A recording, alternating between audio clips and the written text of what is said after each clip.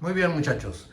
Como les dije en la mañana que vimos la clase de división de polinomios, ahora en la tarde les iba a grabar una clase tratando de explicar lo de la curva de contagios del coronavirus.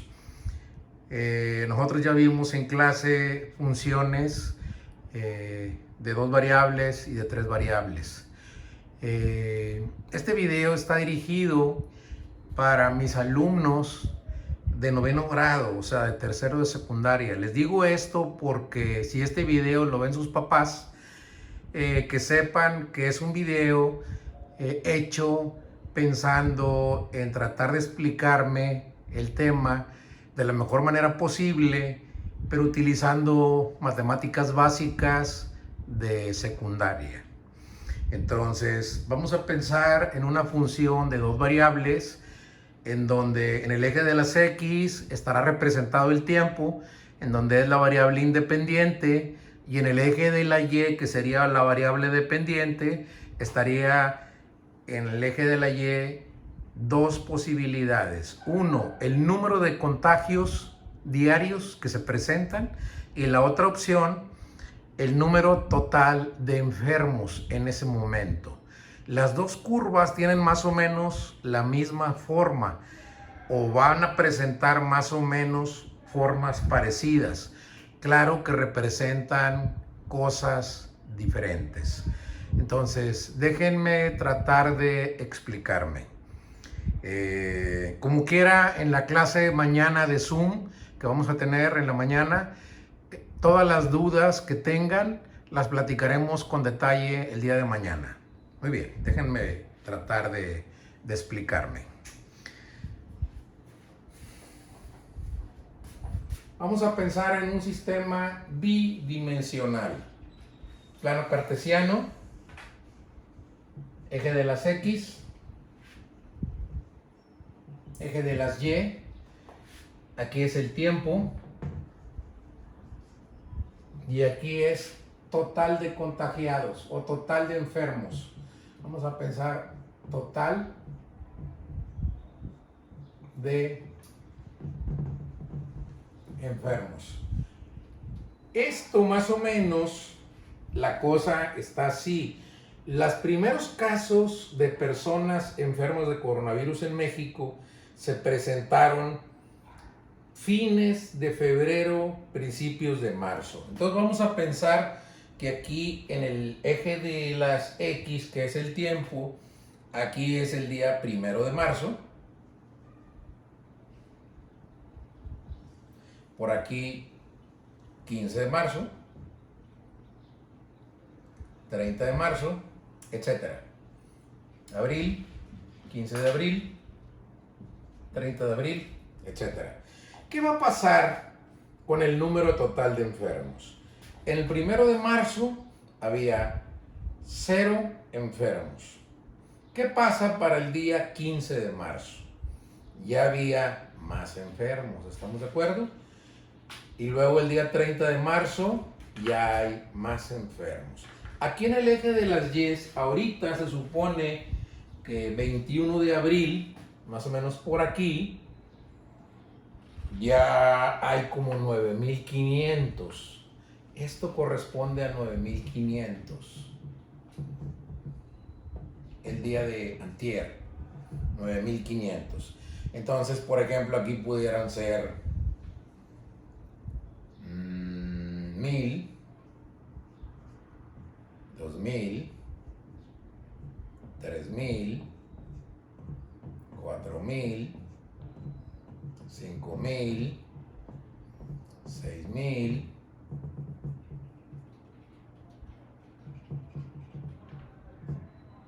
7.000, 8.000, 9.000, 9.500. Entonces, ya esto ya anda, el día 21 ya anda por acá. Entonces la gráfica seguramente fue creciendo algo así. ¿Qué va a pasar en los siguientes días? ¿Qué va a pasar con el número total de enfermos? Va a seguir creciendo. Estamos hablando del número total de enfermos, los que estén enfermos en este momento. No estamos hablando de los que ya se curaron o de los que ya murieron. Estamos hablando de los que están enfermos en este momento. Aquí el número oficial que dice el señor López-Gatell hasta el día de antier era 9,500. Claro que estos números yo creo que no son reales. Él dice que el método que él está usando, el método Centinela, este número lo multipliquemos por 8. Entonces, si pensamos en 10,000, o sea, en vez de 9,500, pensáramos en 10,000 y luego multiplícalo por 8, pues estamos hablando de que habría 80,000 enfermos en México. Pero yo creo que deben de ser más. Entonces, ¿qué va a pasar con la gráfica? Va a seguir creciendo y creciendo la gráfica. ¿Hasta qué momento? A mí ya medio se me acabó aquí el pizarrón. Pero va a llegar un momento en que la gráfica va a crecer menos pronunciadamente, sino que va a empezar a crecer así, y luego va a llegar un momento en que medio que se va a estacionar, ya no sube más, y luego va a empezar a bajar, hasta que llegue a 0 o casi a 0. ¿Qué significa esto? Que el número de enfermos va a ir aumentando, ¿A cuánto irá a llegar? Pues no sé, pudiéramos pensar que a lo mejor a 100,000, y luego ahí como que se estaciona en 100,000. ¿Cuántos hay ahorita enfermos? 100,000. Y la semana que entra, 100,000. ¿Por qué sigue habiendo los mismos 100,000? Porque hubo personas que se curaron, hubo personas que lamentablemente murieron, pero se compensan con otras que están enfermas. Entonces, en esta parte de aquí, de la curva, se dice que la curva se aplanó, o sea, curva aplanada. O dicen que la curva se aplanó. También se le llama meseta. En algunos libros le dicen meseta de la curva. Entonces yo quiero explicarles esto porque mucha gente que no tiene idea de matemáticas básicas, de una gráfica así, piensa cuando escucha en noticieros que ya se está aplanando la curva, creen que el problema ya se está solucionando. Y no, el problema en esta parte de la curva, que ya está aplanada, no quiere decir que el problema se esté solucionando. Quiere decir que se mantiene más o menos estable el número de enfermos, pero el problema aún no se resuelve. Va a llegar un momento en que vamos a pensar que por aquí sean 100,000, y luego va a empezar a bajar a 90,000, 80,000, 70,000, 60,000 enfermos, cada vez menos. Y en esta parte, ya la gráfica, ya diríamos, el problema ya está en vías de resolverse, cada vez hay menos y cada vez hay menos. Pero yo platico esto con ustedes porque todavía no llegamos a esta parte. A lo mejor andamos por aquí, y aquí dicen, el día de ayer dijeron que estamos en la fase número 3. ¿Qué es la fase número 3? La fase número 3 quiere decir que ya hay muchos enfermos. Ya en la Ciudad de México, ya los hospitales están llenos, ya no hay capacidad para recibir a más enfermos. Creo que hoy se suspendieron el servicio del metro en la Ciudad de México, o por lo menos en una parte, algunas de las estaciones. Entonces, todavía no llegamos a esta parte y ya están los hospitales llenos. Entonces, nosotros tenemos que tener cuidado de no confundirnos y escuchar en próximas semanas que porque la curva ya se esté aplanando, ya estemos como que saliendo del problema. No, no estamos saliendo. Estamos en una parte muy peligrosa de que nos contagiemos de la enfermedad. Entonces, la gráfica sería creciente, luego llega un momento en que ya no crece y luego se hace decreciente. ¿Hasta dónde va a llegar esta gráfica? Posiblemente pudiera llegar hasta 0, ya que todos se hayan contagiado y hayan generado inmunidad, o bien que algunos lamentablemente hayan muerto. Entonces ya la gente, ya no habría nuevos enfermos de coronavirus. Se pudiera presentar el caso de que niños recién nacidos los contagiaran algunas personas que estén enfermas y no llegue al caso de ser cero el número de enfermos. Pero sí se disminuiría mucho y tendería a ser cero en el largo plazo. ¿Qué es lo que yo creo que va a pasar? Predicciones. Es muy difícil hacer predicciones, pero yo creo que la parte esta más elevada va a ser a lo mejor fines de mayo y luego va a empezar a bajar después de mayo, junio, julio y posiblemente por acá en agosto ya andemos en la parte más baja. Yo creo que incluso esta parte puede ser que baje más rápido que esta parte que está creciendo. La parte de bajada sea más pronunciada que la subida. Esto es pensando en tiempo y total de enfermos. ¿Qué pasa si pensamos en... ¿Dónde dejé el borrador? Aquí está. ¿Qué pasa si pensamos ya no así, en total de casos, sino pensamos en nuevos contagios? Nuevos contagios.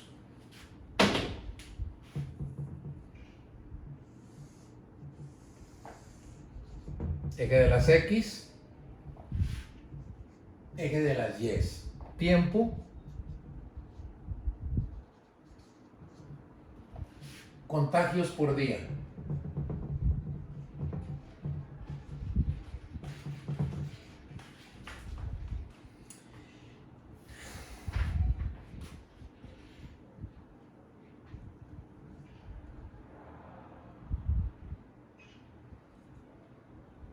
¿30 de marzo? 30 de abril, 30 de mayo. Las cifras oficiales del señor Gatell hasta antier decían que por día, el día 21 de abril, o sea, por aquí más o menos, había 729 casos. Vamos a pensar que aquí sea 700, 800, 600, 500, 400, 300, 200, 100. Por aquí, este es 21 de abril, perdón, 21 de abril, sí, 21 de abril aquí, 21 de abril, estamos pensando que hubo 729 casos, más o menos por aquí. Entonces, ¿cómo sería la gráfica en esta parte? Evidentemente, el número de casos cada vez es mayor cada día. Cada vez hay más casos nuevos. Ahorita en estos días andamos por 700 y fracción de casos nuevos. Si multiplicamos por 8, como quiere el señor Gatell, pues estamos hablando de 5 o 6 mil casos por día, nuevos en todo México, según las cifras oficiales. ¿Qué va a pasar con la curva de contagios por día? Va a seguir subiendo. También vamos a llegar a algo así y luego va a empezar a bajar. Va a llegar un momento en que los contagios por día más o menos se estabilicen. A lo mejor pudiéramos pensar, si ahorita vamos en 720 y tantos casos, a lo mejor pudiéramos pensar que andemos en, no sé, 1200 casos por día. 1200 casos por día, 1200 casos por día aquí, que este fuera 1200 y que se mantuvieran 1200 casos por día. ¿Pero por qué se mantiene? Porque algunos se curan, o sea, ya no hay tanto contagio y se estabiliza el número de contagios por día y luego empieza a bajar. Estas curvas son diferentes para cada país. Por ejemplo, España ya anda en esta parte Cada día hay menos casos nuevos en España, pero aquí en México todavía no andamos en esta parte, andamos en esta parte, igual que en Estados Unidos, andamos en esta parte. Países europeos ya andan entrando a la parte esta de bajada. Entonces, aquí también vamos a pensar que la gráfica sube, medio que se estaciona, ya no sube más, y continúa en el tiempo manteniendo un número constante de contagios por día, y luego empiezan a bajar hasta cero o casi hasta cero, porque ya no habría nuevos contagios. Y esta parte de aquí es una parte en donde se está aplanando la curva, y también, al igual que en la otra curva, es una parte que es muy peligrosa. Hay muchos contagios y mucha gente anda en la calle y anda contagiándose unos con otros. Entonces, si salimos nosotros, tenemos que estar conscientes de que es mucho más fácil infectarse con coronavirus o contagiarse en esta parte que en esta parte de la gráfica o en esta parte. Entonces, ¿cuáles son las indicaciones? Pues, si no quieren contagiarse, pues seguir en casa. Si salen, protegerse mucho y esperar a que pasemos esta parte de la gráfica y que lleguemos a esta parte y estemos de nuevo ya dando clases de manera presencial y no dando clases por internet. No sé si haya quedado explicado más o menos. Si no, la clase de mañana nos vemos a las 9 y ya en vivo ya puedo responder todas las preguntas que tengan. Hasta mañana, bye.